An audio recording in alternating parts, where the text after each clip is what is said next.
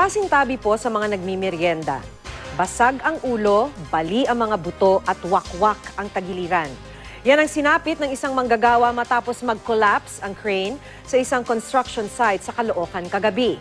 Makibalita tayo kay Mav Gonzalez. Sa tindi ng pinsalang tinamo, dead on the spot ang construction worker na si Edwin Pasanes matapos mag-collapse ang ino-operate niyang crane sa Santa Quiteria, Caloocan City kagabi. May mga kargang bakal ang crane nang bigla raw itong bumagsak mula sa ikatlong palapag. Basag ang ulo, bali ang mga buto at wakwak ang tagiliran ng biktima. Siguro ma'am, hindi kaya po yung sobrang marami po yata kasi yung naikarga nila. Na hindi kaya ng para kasi malibel yun eh.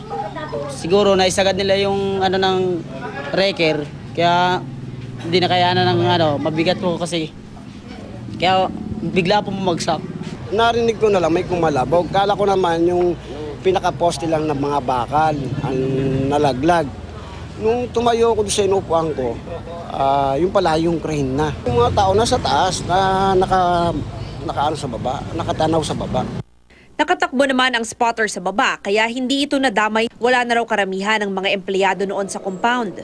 Sinorvey na namin yung area, mukhang wala namang gumagawa during that time. Baka it seems, baka nag-a-adjust lang yung crane operator ng crane niya tapos may aksidenteng nangyari. Pag may-ari ng isang cosmetics company ang construction site, hindi pa nagbibigay ng pahayag ang naturang kumpanya. Hindi rin pinayagan ng media na pumasok sa loob ng compound.